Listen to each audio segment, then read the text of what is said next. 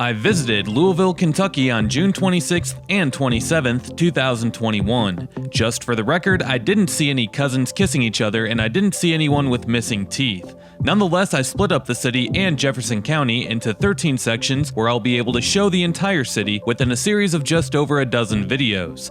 In this series of videos, you'll see all of the good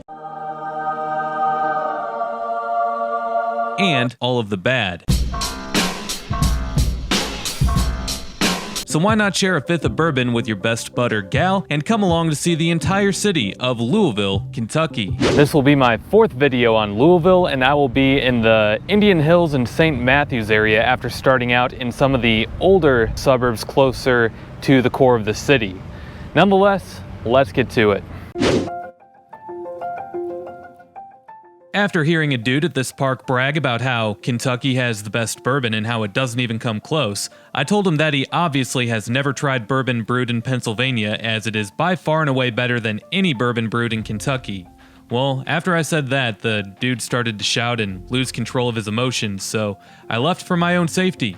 Nonetheless, if you enjoy this video, make sure to drop a like, comment, and subscribe if you haven't already, as doing all of those things helps these videos destroy the evil monster that is the YouTube algorithm. Also, make sure to hit that notification bell so that you can be notified every time that I upload a new video. If you enjoyed this video, you might enjoy checking out some of the featured playlists on this channel. Videos with amazing insights on other places like what you see here can be found in my Louisville playlist or in my Kentucky playlist. Last but not least, if you can't get enough of me on here, you can always go follow me on my other social media accounts, and those links are below.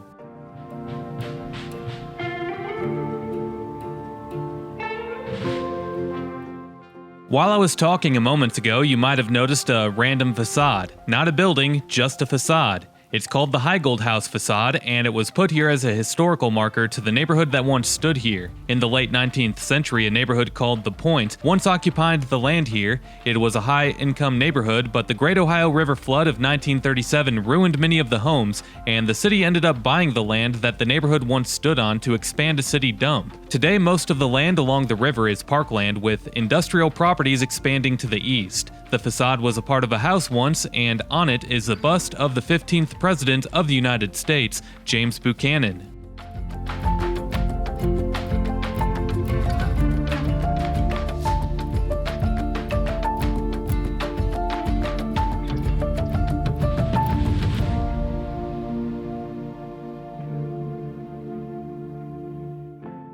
Meanwhile, we're currently in the Clifton neighborhood, which is home to 4,500 residents, and the median household income is $52,000 per year. The percentage of adults 25 and older with a bachelor's degree or higher is 31%. The median value of owner-occupied housing units is $190,000, and the poverty rate is 15%. The Clifton neighborhood got its name from its hilly surroundings. The neighborhood was built during the late 19th century, and today it's one of Louisville's nicest old neighborhoods to live in. As we go through, you can see a mixture of shotgun houses with some other older styles of houses.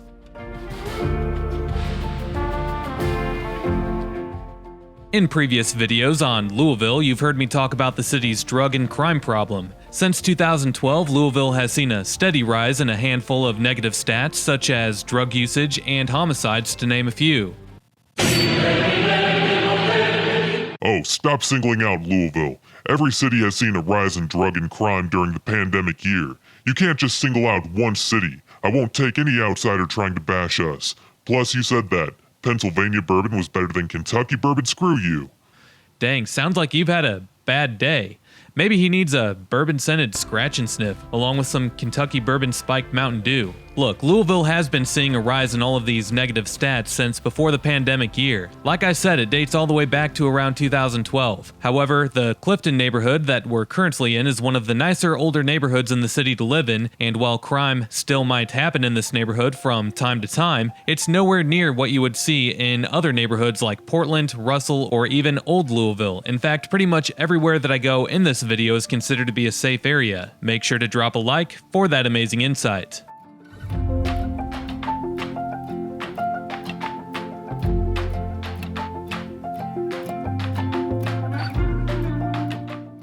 To the left here is the Holy Trinity Clifton School.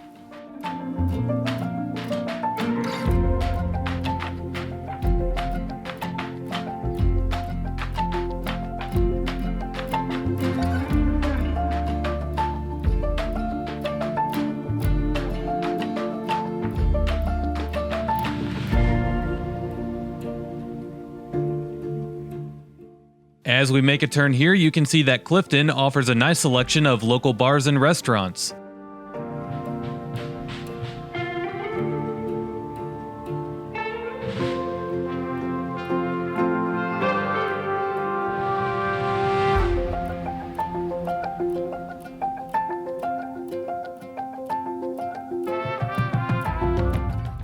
To the left here is the first building that was built in the Clifton neighborhood, and it was originally called the 3 Mile Toll House. It was built in the 1830s along Frankfort Avenue, but back then it was known as the Louisville and Shelbyville Turnpike. The toll keeper lived at the 3 Mile Toll House when it was being used as a toll house. In the early 1900s, it was used as a police station, and since the 1930s, it's been home to various restaurants. Today it looks like it's an Italian place.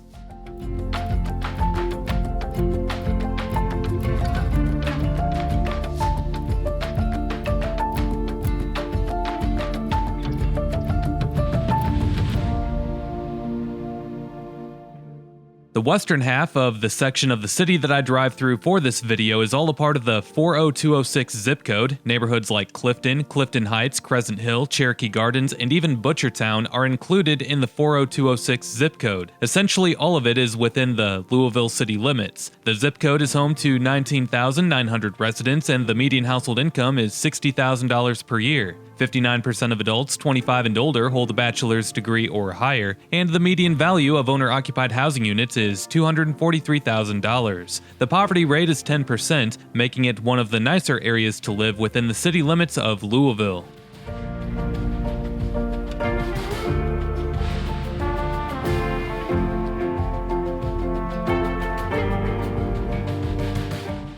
This, by the way, is the Crescent Hill neighborhood, a part of the Louisville city limits. This neighborhood is home to 10,400 residents, and the median household income is $65,000 per year.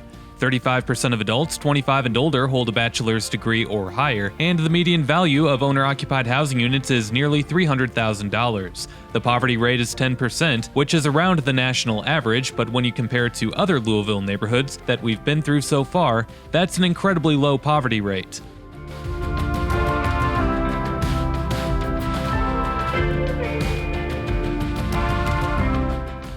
The school that you see on the hill off to the right here is called Barrett Traditional Middle School, and it's a part of the Jefferson County Public Schools.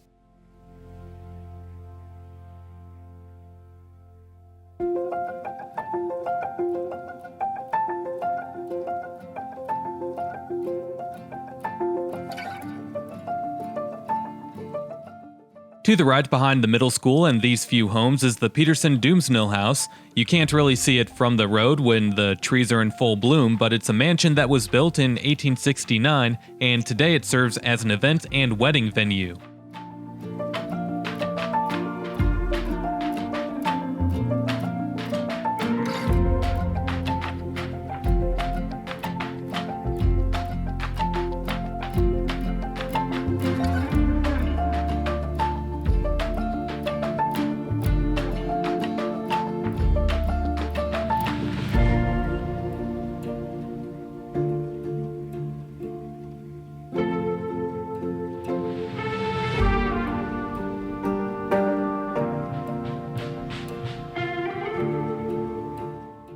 As I continue to head through this part of town, you'll see that there are plenty of older homes, but you'll also see that the older homes have been more nicely kept up with than the older homes in other parts of town that you've seen so far through my other Louisville uploads.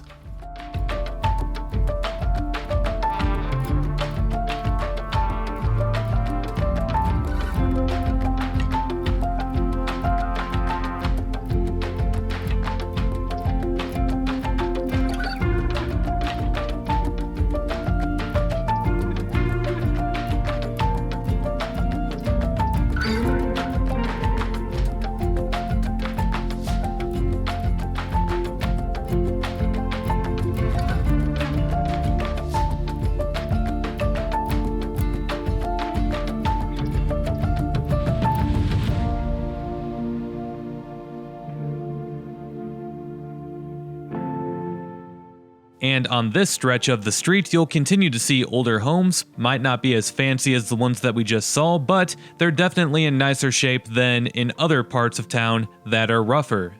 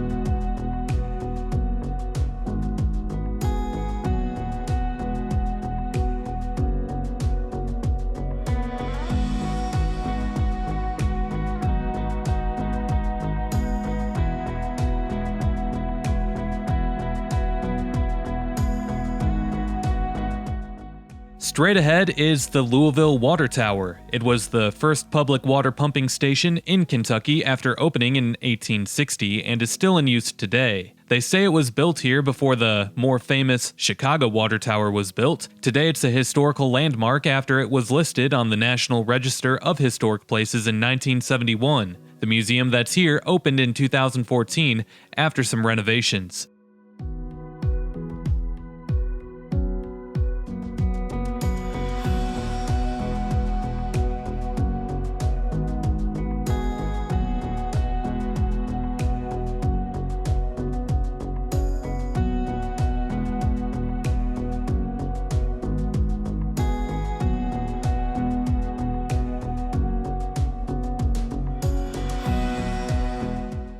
So as you can see here, no drone footage of the water tower is allowed, unfortunately.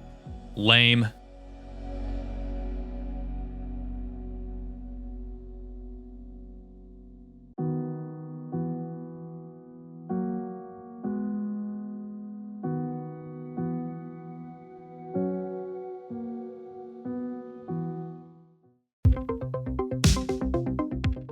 So, since the City of Louisville's water department has the no drone sign up, I'm going to say something that they don't want you to hear.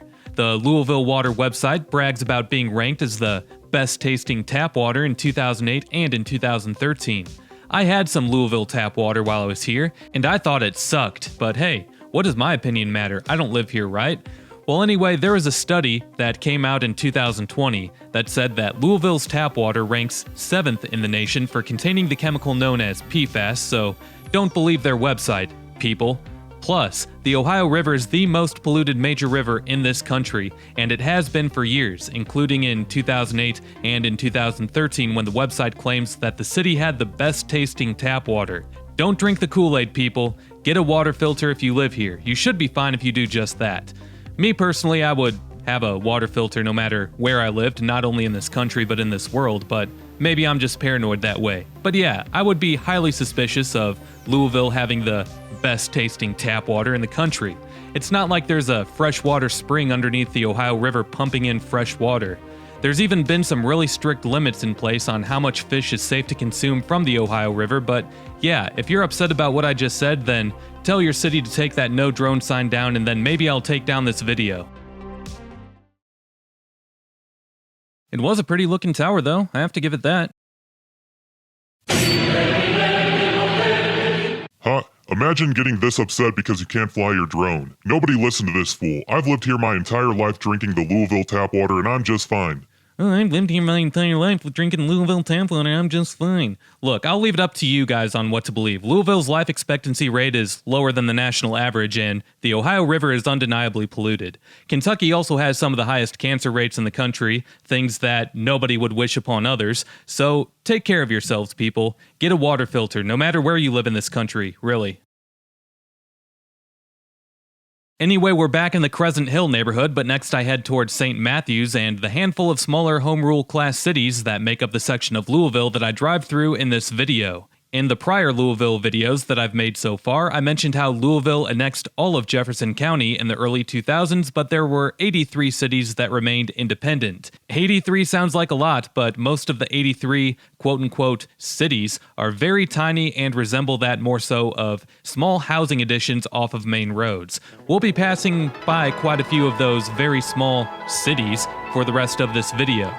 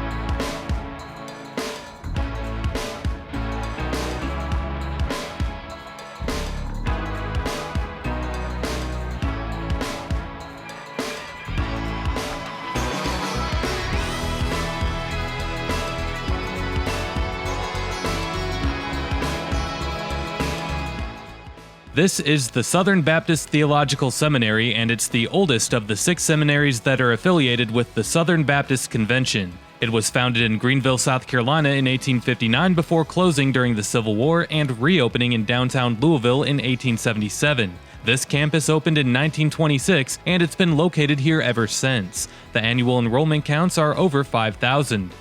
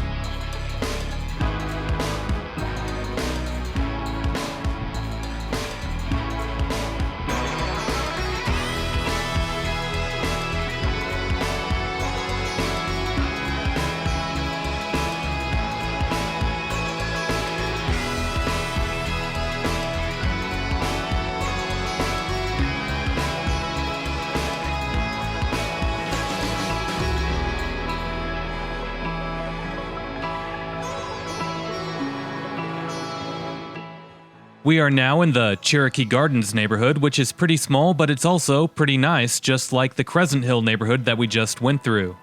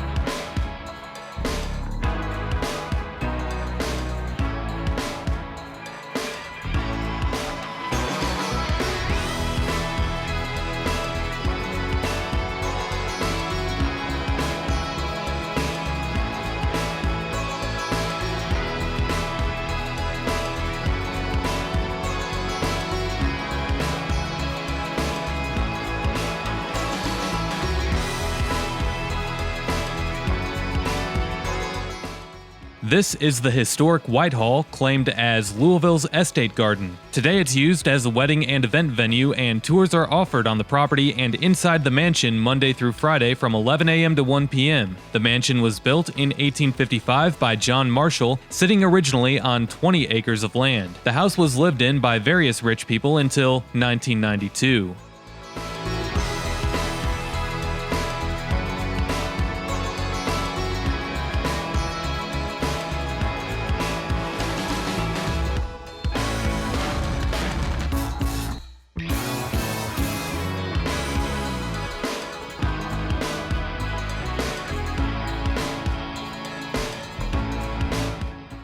And once again, another pretty affluent street.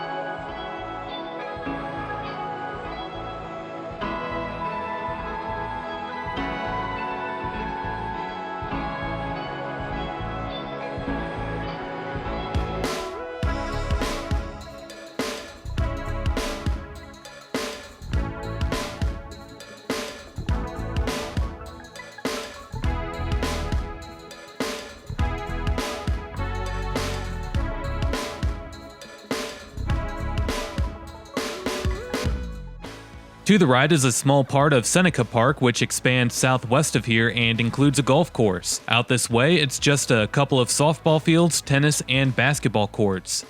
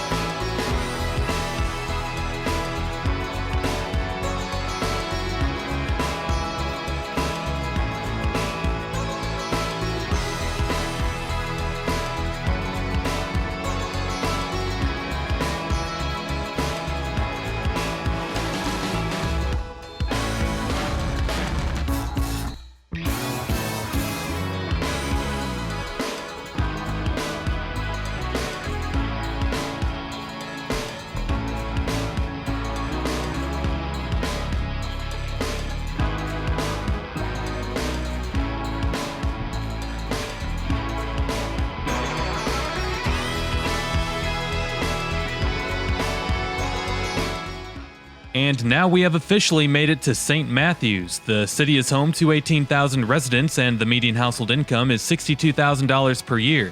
53% of adults 25 and older hold a bachelor's degree or higher, and the median value of owner-occupied housing units is $235,000. The poverty rate is 7.4%.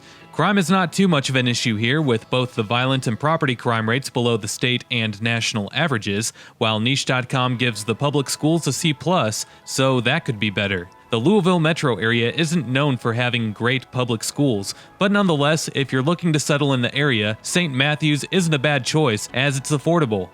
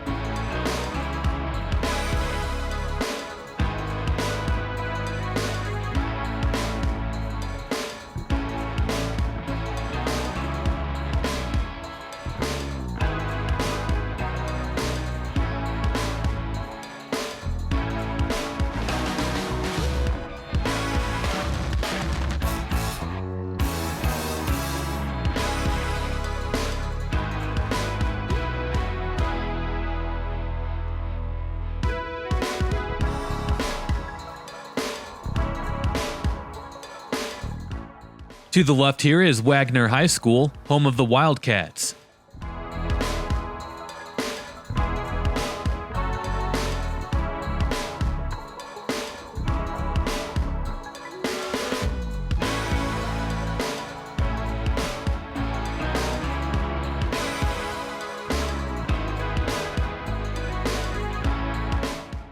Next, I head through some more residential streets of St. Matthews before heading out towards Mall St. Matthews.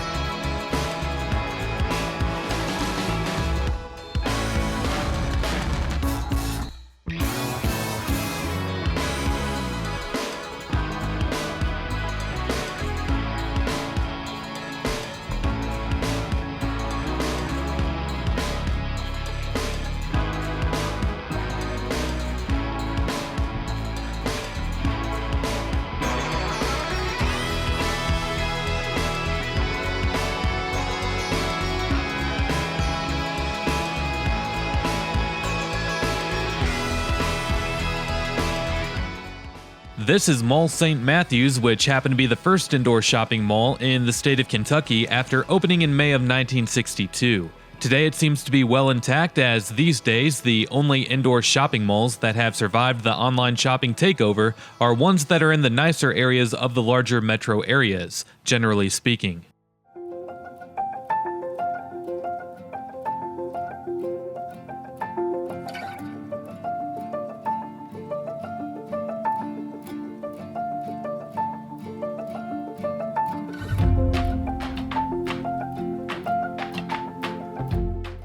Next, it's going to be back to heading through some more residential areas of St. Matthews.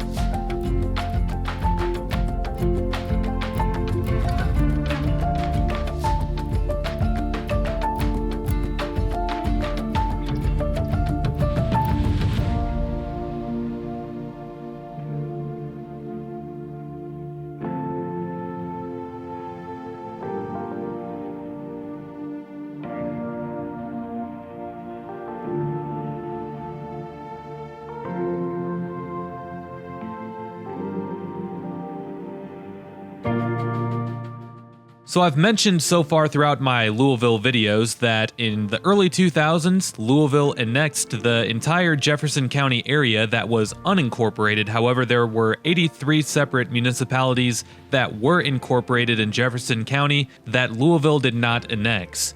To the right here is a tiny home rule class city of Norborn Estates, and this is an example of one of the dozens of tiny home rule class cities just like this one. There will be others that we drive by throughout this video, but I won't mention every single one. Just make sure to keep an eye on the location reference that I have below if you're ever curious.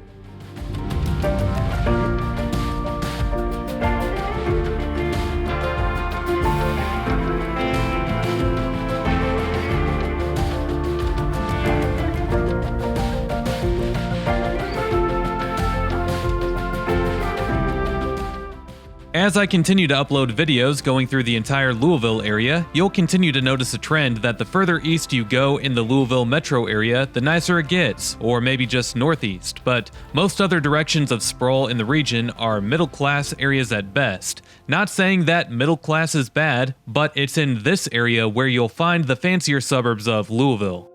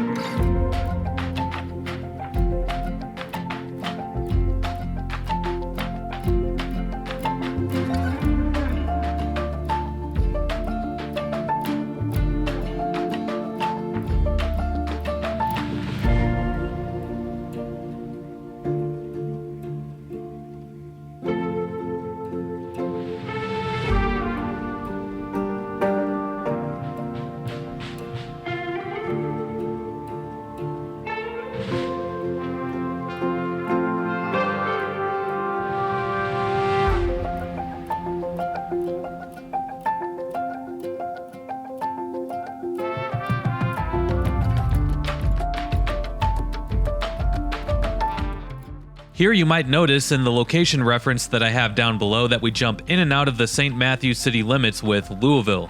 During the late 1940s, Louisville proposed several attempts to annex either parts of St. Matthews or all of it. At the time, St. Matthews was an unincorporated community. However, St. Matthews responded by incorporating as a city, making it official in 1950.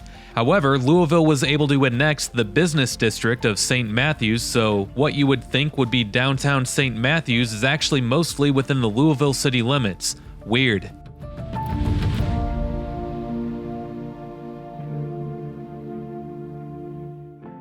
Other history of St. Matthews includes that many of the early settlers were from Virginia apparently, who brought their own slaves for labor. Some of the major plantations in this area were tobacco and hemp crops, along with horse breeding.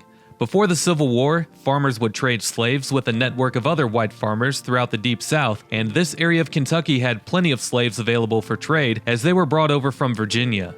The original community of St. Matthews that we know today developed in the 1840s in the area of Breckenridge Lane, Shelbyville Road, and Westport Road, and was known as Gilman's Point after a local tavern owner, Daniel Gilman. The name St. Matthews was adopted in 1851 after the St. Matthews Episcopal Church. In the early 20th century, this area was still mainly rural, but potatoes were the main crop after tobacco farming in the area faded away. All the way through 1946, St. Matthews was the second largest potato-producing area in the country. Obviously today, though, it's all suburban development.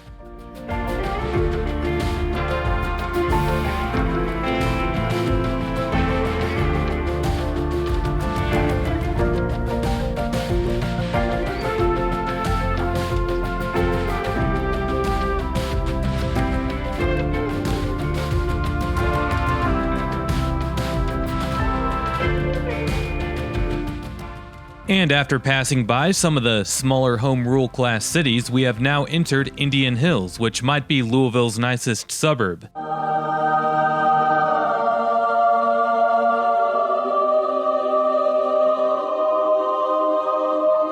Indian Hills is home to 2,900 residents, and as you look at the population history of the city, you can expect that it's always going to be home to around 2,900 residents or so, as there is no room to expand, and they're obviously never going to have anything other than large single-family homes here. Nothing like apartment buildings or any other denser form of residential properties.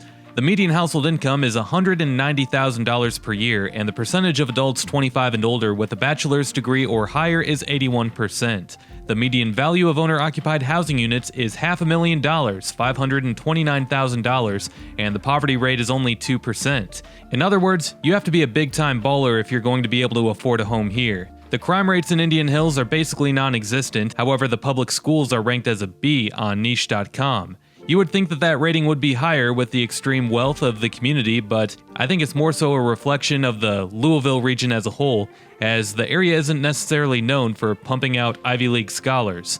Kentucky as a state is actually considered to be the 45th most educated state according to a study done by Walletub, with only Alabama, Arkansas, Louisiana, Mississippi, and West Virginia ranking lower.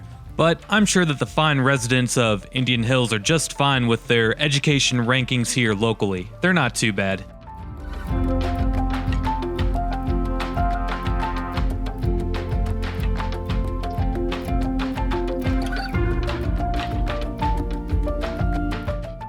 One of the most notable residents of Indian Hills is the award-winning actress Jennifer Lawrence.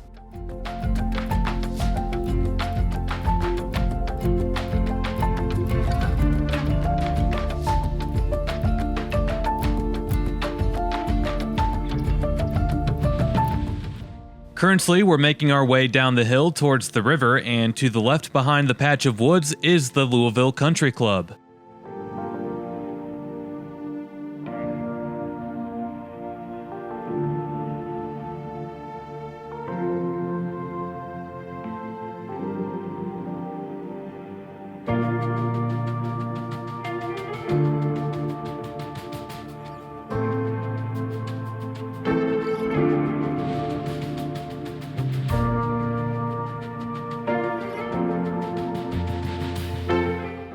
Now, admittedly, one place that I didn't go while making this video is the very small city of Mockingbird Valley, which is to the left behind the patch of woods and on the other side of the Louisville Country Club.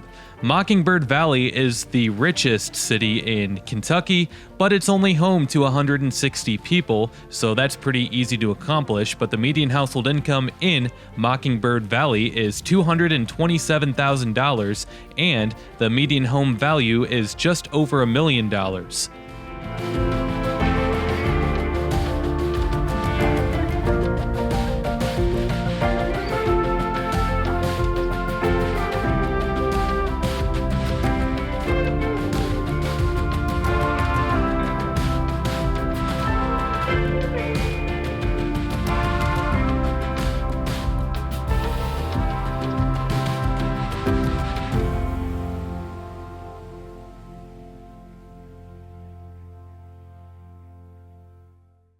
And it goes without saying that the Ohio River is directly to the left. You have to wonder how often this road gets flooded over.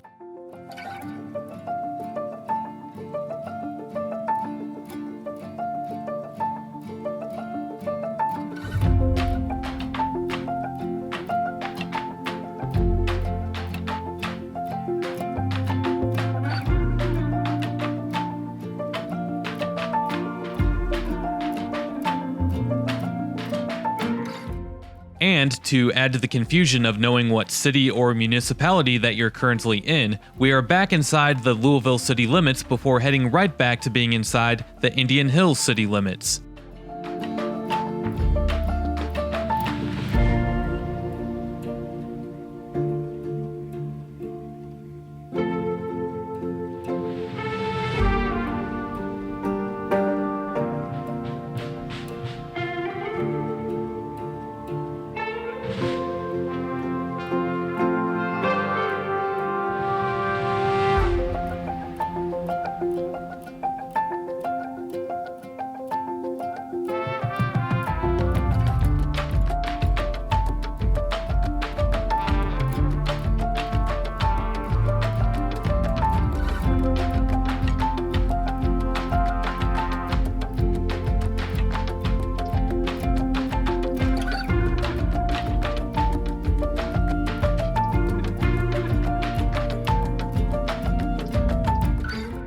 To the left here is what is known as Locust Grove. In 1792, William and Lucy Clark Croghan built this home.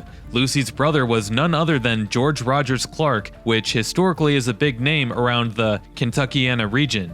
The inside of the home has been preserved to reflect the early days. Inside the home is like seeing what life was like back in the 19th century. Surrounding the home is 55 acres of farm, and the home is open for tours, and you can find it on their website if you like, locustgrove.org.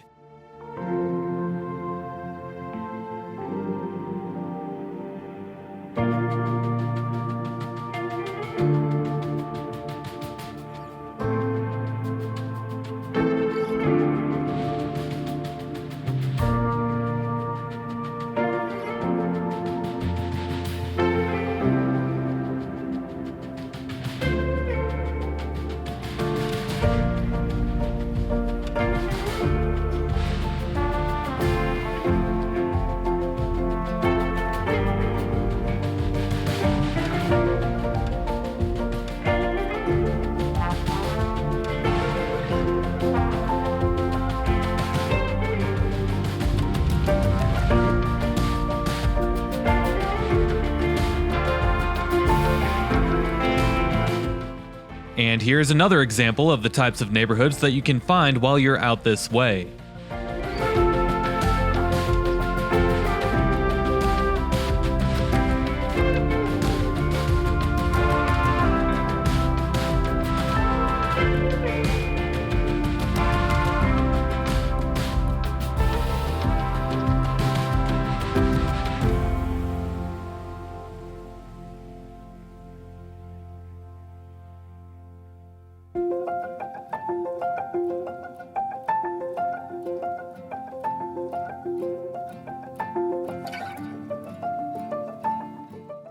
As you can imagine, with Indian Hills, Louisville has attempted to annex the community many times over the years, just like it had with St. Matthews. In 1954, Louisville proposed an annexation in order to provide sewer service. The Career Journal at the time couldn't find a single supporter on the proposal. Another opposition to the annexation was that the residents of Indian Hills would have to pay higher taxes if annexed by the city. In the 1980s, Louisville proposed sewer service to Indian Hills, but without annexation, and Indian Hills still voted against the plan. In 1999, sewer lines were officially installed at a price that was an all-time high for Jefferson County. Indian Hills has incorporated as a city twice, once in 1941 and again in 1999.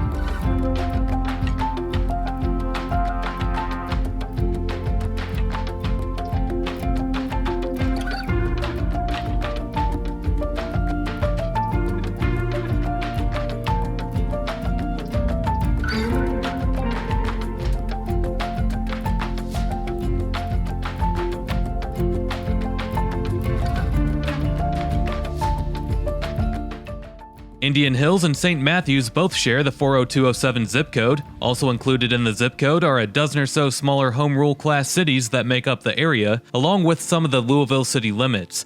The zip code is home to 30,000 residents, and the median household income is $84,000 per year. 66% of adults 25 and older hold a bachelor's degree or higher, and the median value of owner-occupied housing units is $340,000. The poverty rate is 5%, and the crime rates are low out here. That makes this one of the nicest areas to live in the Louisville metro area, along with some other areas that are just further east.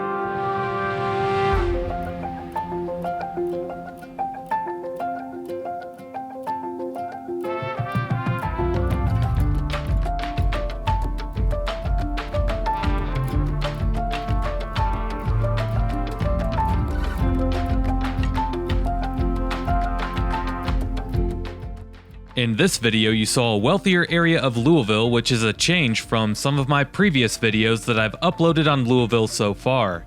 If you enjoyed this video, make sure to drop a like, comment, and subscribe if you haven't already, as doing all of those things helps these videos destroy the evil monster that is the YouTube algorithm.